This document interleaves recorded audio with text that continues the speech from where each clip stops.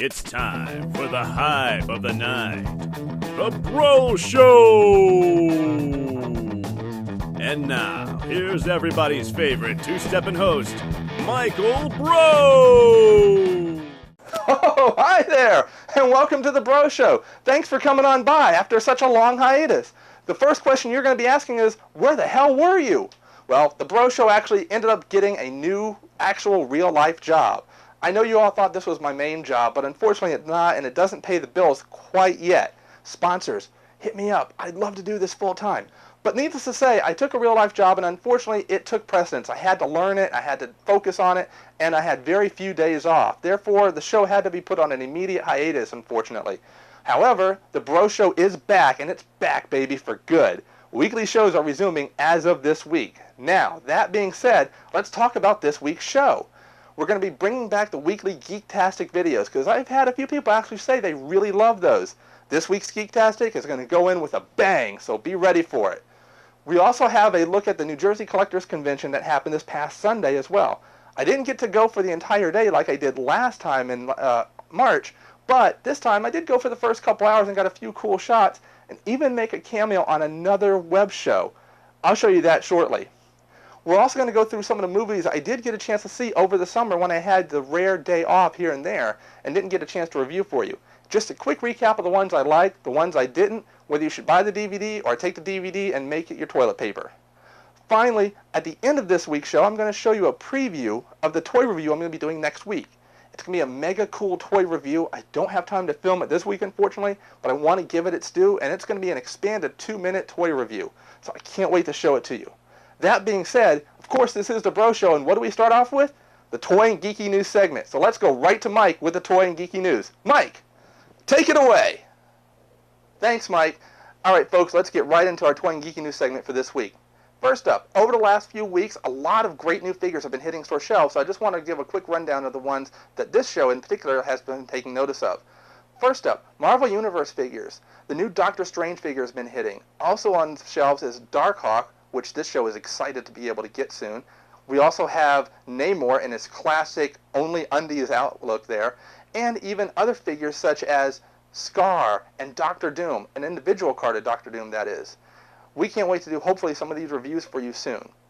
Also on Target store shelves is a Target-specific toy from Transformers Dark of the Moon. The Human Alliance figure of Leadfoot, which is basically the NASCAR car with the Target logo on it, has been hitting store shelves in droves. Not hard to find at all, and it's basically targeted marketing for kids. Also, Gem and the Holograms, the Pop 80s icon sensation for little girls, the cartoon series that shared a few commonalities with G.I. Joe and Transformers, namely one reporter named Hector Ramirez. Yes, that complete series will be hitting DVD this week, as a matter of fact. We here at the Breaux Show will hopefully be able to pick up a copy of it so we can do a review of the DVD series in a future episode. That's it for this week's Toy and Geeky News segment. Mike, back to you. Thanks, Mike. All right, folks, let's talk about some of the movies I did get a chance to see over the summer when I had a single day off here and there, or maybe a long afternoon. Now, first up was X-Men First Class. X-Men First Class, I'm going to go on a limb and say, was the best of all the X-Men films so far. Everything from an awesome training montage to the yellow spandex-looking outfits. Yes, I know they were flight suits and not spandex, but still. To even the cameo by Wolverine. I mean, it really was a perfect X-Men film, and it felt right. Especially being set in the 60s, for some reason, it just seemed perfect. Then we go to Green Lantern. Green Lantern with Ryan Reynolds, who should be Deadpool, not Green Lantern. I can't say it any nicely.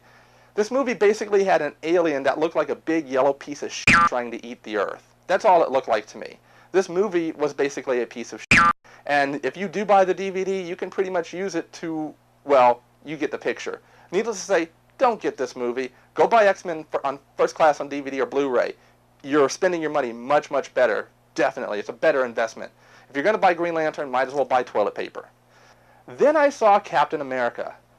Now, Captain America, I have to admit, I wasn't sure about. It's the last of the Marvel films that's going to be before the Avengers film. It's what kind of starts the tying everything together. You see Captain America come in, and it's a World War II movie. And you know what? It works. the cheesy antics of the World War II era to rah-rah the troops and everything, and then to see a gritty captain taking on everybody, especially the Red Skull, absolutely love this film. And I love at the end how it brings him to the modern world and sets the pace for the Avengers coming up. Needless to say, I saw this movie twice in the theater in the same day. That's how much I liked it. When it comes out later this month, I'm definitely picking it up. I also saw Transformers 3, Dark of the Moon, and you know what? It was better than 2, that's all I'm going to say. I haven't even picked up the DVD yet, and it's already out. If I'm going to get it, I might get it in Christmas when we get a DVD with actual special features. That's all I'll say about Transformers for now. Last but not least, it's not a movie, but a TV series. Doctor Who had its series finale a couple weeks ago for Series 6, and it went out with a bang. The series started with the Doctor getting killed, and it ended with the Doctor getting killed, but not really. Nice little twist, a nice little way they kind of wrapped up everything. We learned a lot more about River Song. We know who she is now, what she does, and what she did to get put in jail. But we also had a question asked that, when it's answered, everything will fall, apparently, or something really bad is going to happen. I don't know what Doctor Who is going to be to do about it, but I can't wait to see it. This means that Doctor Who is going to be a really great next series. I'm really keeping my fingers crossed, and it's the big anniversary, so maybe we'll see a crossover with some other Doctors. Who knows? That's it for everything I did get a chance to see. We'll be right back after this. This week in Geektastic History. This week in Geektastic History, the sound barrier was broken for the first time by an American pilot. On October 14th, 1947, while piloting the glamorous Glennis, also known as the X-1, Captain Chuck Yeager of the U.S. Air Force was the first man to break the sound barrier. The X-1, with a fuselage designed similar to a .50 caliber bullet, allowed the test flight of the jet, gaining an altitude of 40,000 feet and flying at a speed of more than 662 miles per hour, to do something that had been theorized as impossible. The really big moment. Through the sound barrier. The first time ever in level flight. And the X-1 flies into the history books, along with Chuck Yeager, all for going faster than the speed of sound. This week in Geektastic History.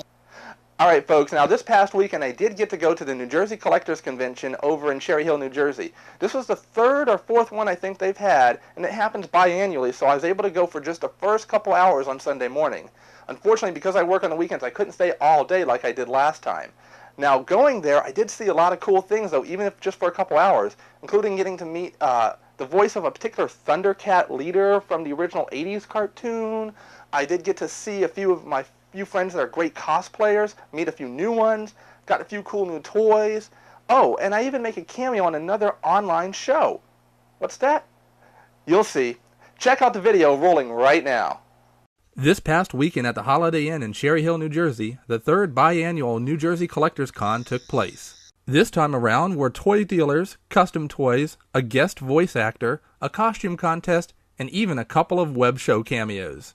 A lot of the same dealers were on hand this time as the last show. From lots of G.I. Joe, which included lots of new and old toys, to Transformers, and even more Transformers, to Star Wars, including a Death Star playset, to even such classics as Rainbow Bright, He-Man, and even Thundercats.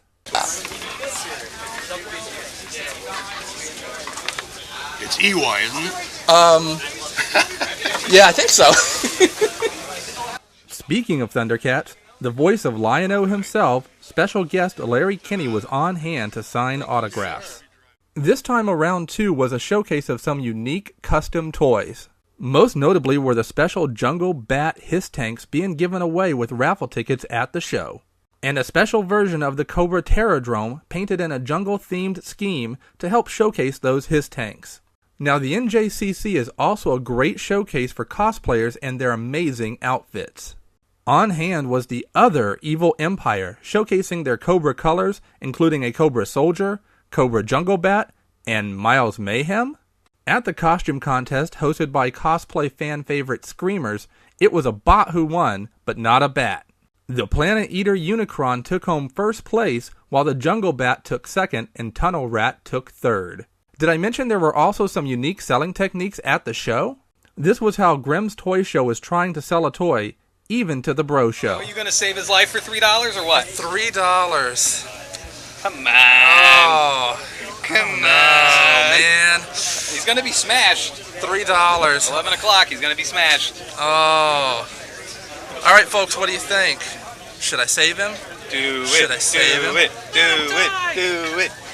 And while some toys were saved, others weren't. This was another great show and lots of fun. I can't wait for the next one. This is Michael Breaux reporting for The Breaux Show. The world of Gem, the music is crazy, outrageous. Gem is my name, no one else is the same. Gem is my name. Whoa, okay. Sorry guys, you caught me here after the segment there. Yeah, I'm wearing the wig. Okay, let's face it, folks. I actually heard the news Mike gave earlier today about the fact that the Gem and the Holograms full complete series is coming out on DVD, and I'm going to be heading out a little bit later today incognito to hopefully find it. You know, I am a guy, and buying the DVD might look weird, but you know, I can wear a wig and pull it off, right? Right? Okay, needless to say, I can't wait. I'm actually going to do a review of the series itself, hopefully in the next few weeks when I do pick it up. I think it's actually a great TV series for little girls and even boys, because there's some great messages in it, so I think it's going to be worth reviewing.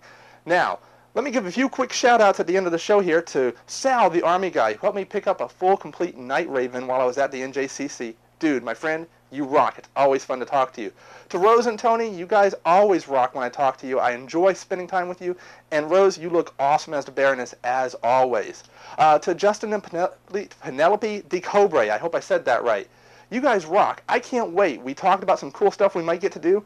I can't wait to pull that off sometime in the coming months here. I also want to give a quick shout out to CobraIsland.com for allowing me to use their footage of the costume contest since I couldn't be there for my segment.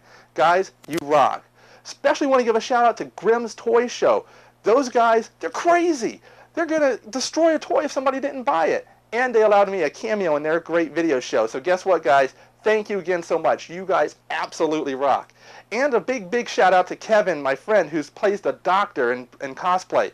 He's really fun. I love this guy. He's awesome. And we might see a few more segments because the Doctor thinks he can take me down from not filming him on site whenever I see him. You know what, Doctor? I'm on to you. I can find you. You say you're going incognito. Not with me around. Don't you worry. I'll find you. That's it for this week's show. I want to give a quick shout out one more time to all my fans out there, the ones who wrote me, the ones who talked to me, the ones who said bring back the show. Guess what? I'm back for you guys. Thank you again so much. Oh, before I forget, the preview of that toy that I'll be reviewing. That's right. I'm wearing gem hair. And I am holding the Sky Striker reissued jet painted like Starscream, carrying Cobra Commander and Megatron. The SDC exclusive will be reviewed next week. Stay tuned for that, guys. That said, come back next week, and remember, everybody, rock on, everybody. Gem is my name. Exciting adventure, faction, and fame. Once you're a gem girl, you'll never face it. Come on, and be a gem girl.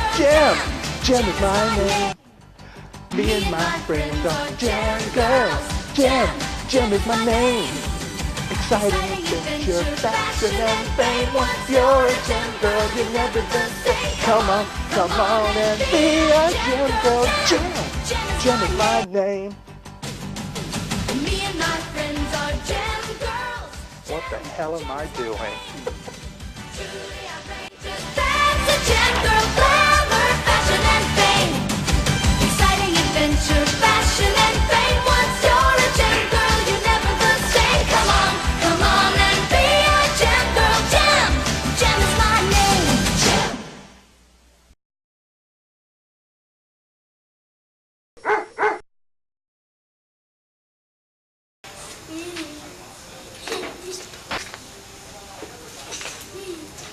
Are you filming me?